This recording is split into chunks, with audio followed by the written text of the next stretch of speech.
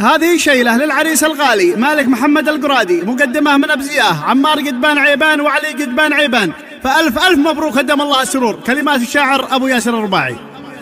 هات يا هده السبع عذب الفرايد، وانتقن الدر مع زين القصايد، لقل عين أغلى بشر هاتها مخصوص باسم الكفو مالك، خابرك في لازمي تتكن جزالك بالمعاني والدرور. هات يا هده السبع عذب الفرايد، وانتقن الدر مع زين القصايد، لقل عين أغلى بشر هاتها مخصوص باسم الكفو مالك، خابرك في لازمي تتكن جزالك بالمعاني والدرر، سرها بصورة رهيبة لقل ذي يعرف بطيبه، سرها بالمختصر باسم مالك بن محمد خص عنه، هن له وديه شيلة عالمية والتباريكات له من طيب نية، توصله يوم السمر ألف لك مبروك يا مالك، تهنى قلبك الليلة لقامه وتمنى أجمل أيام العمر، دام لك رب السرور دايما طول الدهور، تفتهن طول العمر والفرح يبقى على مر الزمان، والفرح يبقى على مر الزمان. قالها عمار ألف مبروك يهنا والخاوي علي معه جاك وتعنى، صحبتك قوم الظفر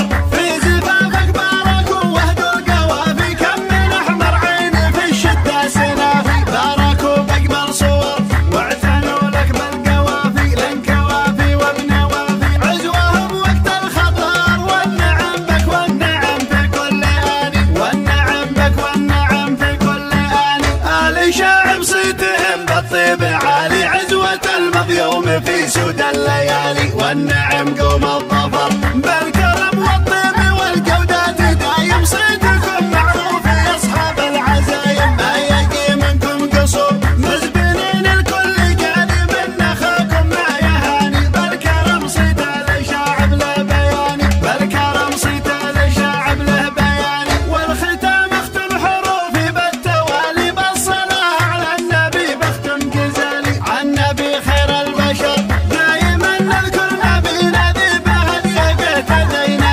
النبي خير البشر